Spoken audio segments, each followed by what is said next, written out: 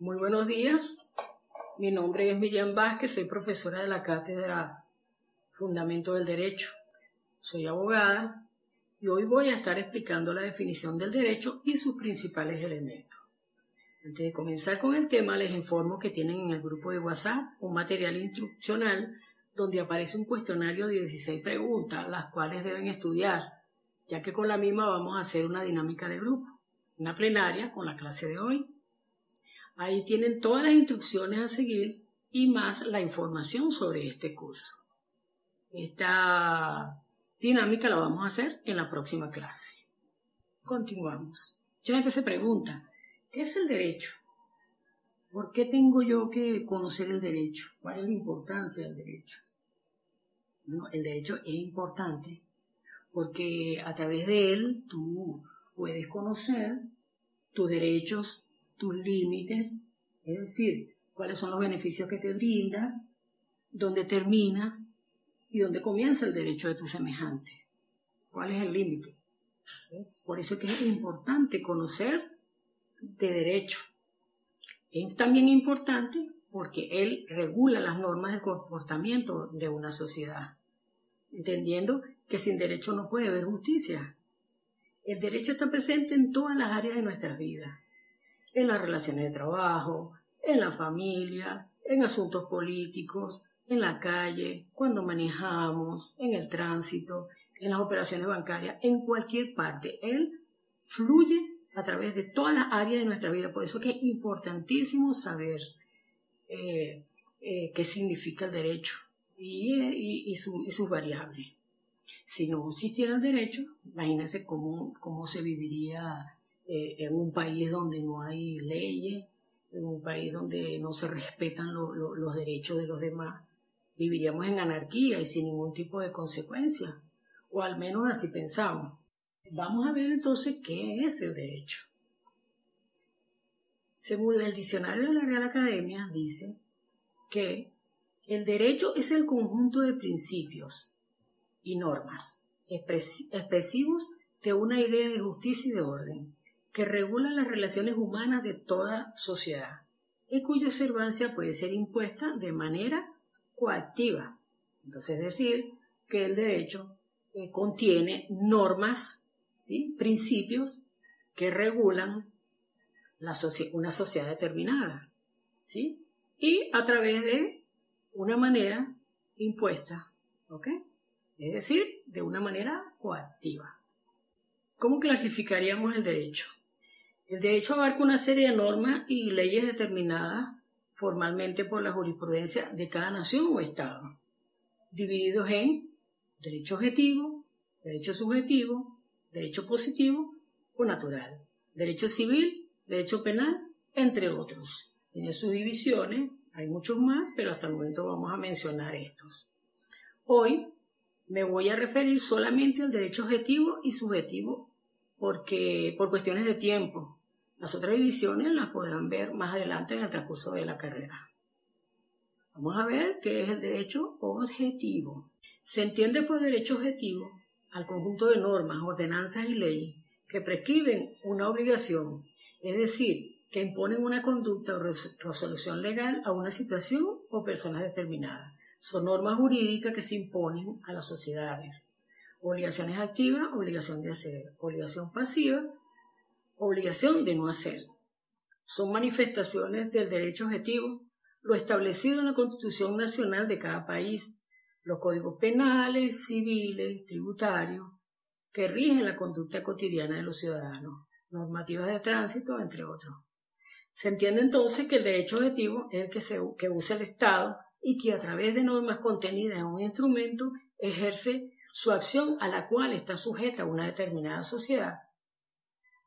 En cuanto al derecho subjetivo, es la facultad, poder o señorío individual o grupal que tienen los ciudadanos de un determinado país de ser titular y hacer valer determinado derecho. Ejemplo, el derecho a recibir aquello por lo que se pagó, el derecho a la salud, el derecho a la nacionalidad, el derecho a manifestarse libre y pacíficamente, derecho a demandar y el derecho del consumidor. Entonces, hasta aquí está lo que es el derecho objetivo y lo que es el derecho subjetivo. Entonces, ¿qué lo diferencia? Okay, que el derecho objetivo es el que usa el Estado a través de normas contenidas en un instrumento.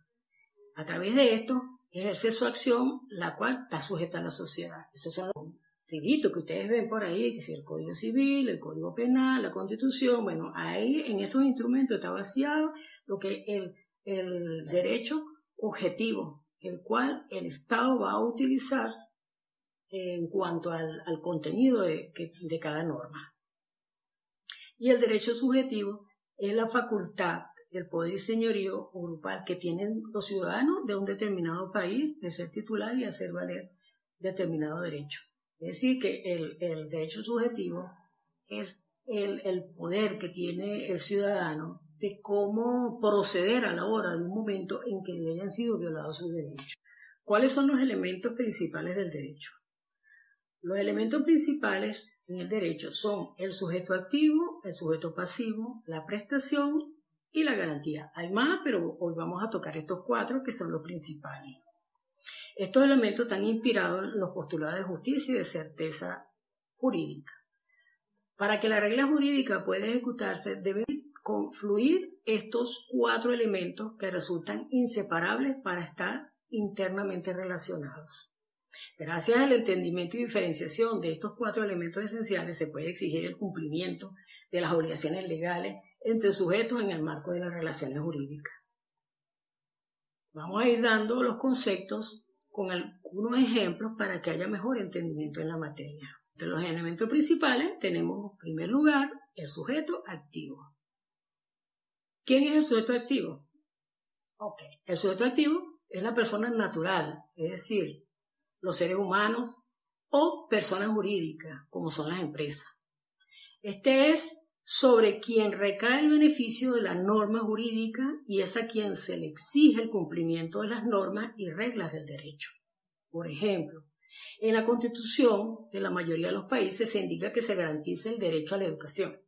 En este caso, los estudiantes vienen a representar el sujeto activo, ya que el alumno es el que debe accionar su derecho a la educación. Como vemos aquí, el Estado viene a ser el sujeto pasivo, que lo vamos a ver más adelante, y el estudiante es el sujeto activo, el cual activa su derecho a ser instruido en educación. Segundo elemento, el sujeto pasivo. El sujeto pasivo, al igual que ocurre con el sujeto activo, este debe ser una persona natural o jurídica, y sobre él recae el deber de cumplir las obligaciones en beneficio del titular del derecho. Es decir, que el sujeto pasivo adquiere un deber para con el sujeto activo. Ejemplo, como se dijo anteriormente, cuando se habló del sujeto activo se decía que en la mayoría de las constituciones de los países se indica que se garantiza el derecho a la educación y que los estudiantes vienen a representar al sujeto activo, de tal manera que el alumno era el que tenía el deber de ejercer su derecho a la educación. Bueno, en este caso, el sujeto pasivo viene a ser el Estado, como se lo dije anteriormente, porque este adeuda ese derecho a los titulados, es decir, a los estudiantes, ya que él mismo está en la obligación de cumplir con lo establecido en la Constitución, en la cual está el derecho a la educación, siendo esta obligatoria y está establecido en el artículo 102 de la Constitución. Otro ejemplo pudiera ser un caso del derecho penal. El sujeto activo viene a representar al delincuente que infringe la ley y el sujeto pasivo es la víctima, en quien sufre la elección y resulta perjudicado con la violación de sus derechos contemplados en la ley y en la Constitución. Y en el caso del derecho tributario, el Estado viene a ser el sujeto activo. Fíjense que en el anterior decía sujeto pasivo. Bueno, en este caso viene a ser activo, ya que él es el que impone el tributo y el sujeto pasivo viene a ser el contribuyente, el cual es el que está obligado a soportar la carga impuesta por el sujeto activo, como en este caso es el Estado. Este en el caso del derecho tributario. En el tercer elemento está la prestación. ¿Qué es la prestación según el derecho? Bueno, la prestación viene a ser el compromiso que mediante un contrato se establece entre dos personas, De esta manera, una de ellas debe obtener un servicio o una cosa en cuestión de la segunda persona, según lo convenido en el mismo, es decir, en el contrato. Se establece un contrato entre dos personas y cada una tiene una responsabilidad que más adelante vamos a ir desarrollando. Requisitos de la prestación. Existen 4 requisitos para que ocurra la prestación. Debe poder ser precisas o determinadas, es decir, debe ser específica. Se debe definir la naturaleza del contrato. En el contrato debe estar establecido claramente a través de las cláusulas que es el convenio que hay en ambas partes. Debe ser físicamente posible. O sea, si se vende una casa, la misma debe existir. O sea, uno no puede vender una casa y la casa no está. O sea, en este caso viene a ser una estafa. Vender algo que no existe. Debe ser ampliamente admitida por la moral y debe ser aceptada por la ley. Tiene que ser un objeto lícito. Ejemplo, no se puede hacer contrato para el tráfico de droga, de órganos, de personas. La prestación a su vez se clasifica en otros subtipos. Prestación de dar, prestación de hacer y prestación de no hacer. Prestación de dar. Son aquellas en las cuales un individuo que adquiere una deuda se ve obligado a pagar un derecho real sobre una cosa. Por ejemplo, esto se observa en los contratos de compraventa de vivienda. Debe existir un inmueble y el pago por el valor del mismo. Es decir, que en la prestación de dar, ambas partes tienen que entregar algo. En este caso, se entrega el pago de la casa y el otro entrega la casa. Prestación de hacer. Se refiere a las obligaciones que el sujeto pasivo contrae y las cuales se ve obligado a cumplir según la ley. Por ejemplo, en los contratos de arrendamiento, el inquilino debe comprometerse a conservar en buen estado el inmueble. ¿Okay? Entonces, en el contrato tiene que estar estipulado las condiciones en que se le entregó el inmueble y cómo lo debe devolver. Tenemos en tercer lugar la prestación de no hacer. En este caso, el sujeto activo se compromete con el sujeto pasivo de no hacer o ejercer una acción que previamente ha sido establecida en la norma jurídica. Ejemplo, es cuando el arrendatario se compromete con el arrendador a no subalquilar habitaciones. Otro ejemplo, que la persona alquile el lugar para vivienda y posteriormente monte un negocio. Entonces, eso es lo que no se debe hacer, que debe estar estipulado en el contrato, que el contrato dice únicamente para vivienda. ¿Qué nos dice el cuarto elemento? La garantía. La garantía es la representación de la autoridad social y legal a quien corresponde aplicar las sanciones coercitivas para que no se infrinja la ley.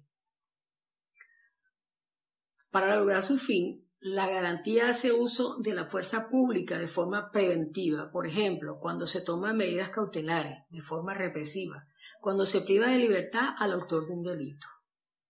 Ejemplo, ante la sospecha de que un padre pueda estar abusando de su hijo, un juez puede determinar una medida cautelar en la que se quita la tutela momentáneamente hasta que se resuelva el caso, o sea, hasta que se demuestre lo contrario. Ya por ahí tenemos la garantía. Vamos a concluir. Entonces, ¿qué es el derecho? El derecho es el conjunto de principios y normas expresivos de una idea de justicia y de orden que regula las relaciones humanas en toda sociedad y cuya observancia puede ser impuesta de manera coercitiva. Esto lo vimos, queremos que lo vuelva a escuchar para que lo repase. El derecho objetivo es el que usa el Estado a través de normas contenidas en un instrumento. A través de un instrumento ejerce su acción a la cual está sujeta la sociedad. Y el subjetivo es la facultad, poder o señorío individual o grupal que tienen los ciudadanos de un determinado país de ser titular y hacer valer un determinado derecho. Es decir, que el objetivo le corresponde al Estado y el subjetivo le corresponde al ciudadano. Esa es la diferencia en síntesis. También se explicó sobre los elementos del derecho, que son los sujetos, tanto activos como pasivos. Okay. Como vimos anteriormente, el sujeto activo son los estudiantes que activan su derecho al estudio y el sujeto pasivo es el Estado que está en la obligación de cumplir porque es un mandamiento constitucional. En el derecho penal, el delincuente es el sujeto activo que comete el hecho punible y la víctima es el sujeto pasivo que se encuentra agredido por la violación de su derecho según la ley. Y en el derecho tributario, el Estado es el sujeto activo, por él es el que impone la carga tributaria, y el sujeto pasivo viene a ser el contribuyente, quien es el que soporta la carga impuesta por el Estado. De tal manera que se puede ver claramente que ambos sujetos asumen roles según el supuesto de hecho establecido, es decir, el contenido de la norma dependiendo del hecho.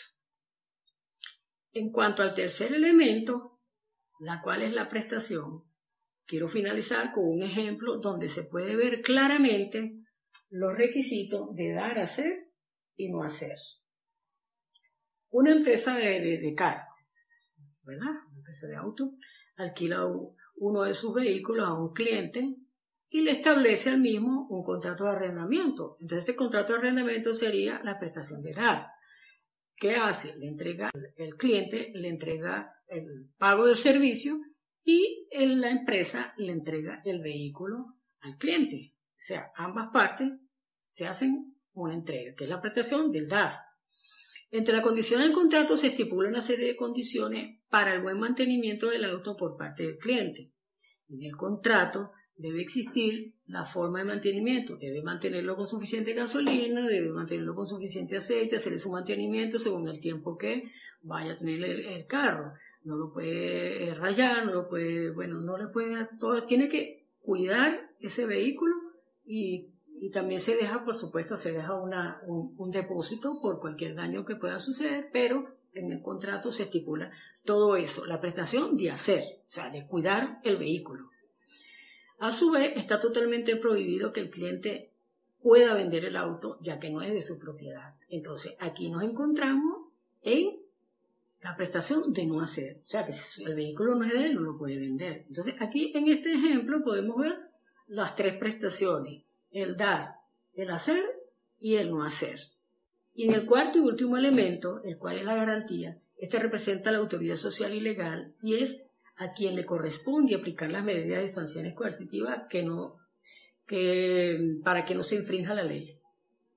Y el propósito final de la garantía es hacer uso de la fuerza pública de forma preventiva, tomando medidas, por ejemplo, cuando se priva de libertad al autor de un delito, como en el caso que se citó anteriormente sobre el padre abusivo, que se le quitó la tutela momentáneamente de su hijo hasta que se demuestre lo contrario.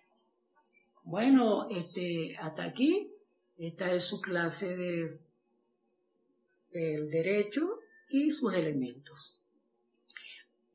Para la próxima clase, recuerden que deben estudiar la guía que se encuentra en WhatsApp para tener nuestra dinámica con base a esta clase que se ha dado hoy. Y también tienen que estudiar los métodos de interpretación jurídica, que es el próximo tema que estaremos viendo en la segunda hora.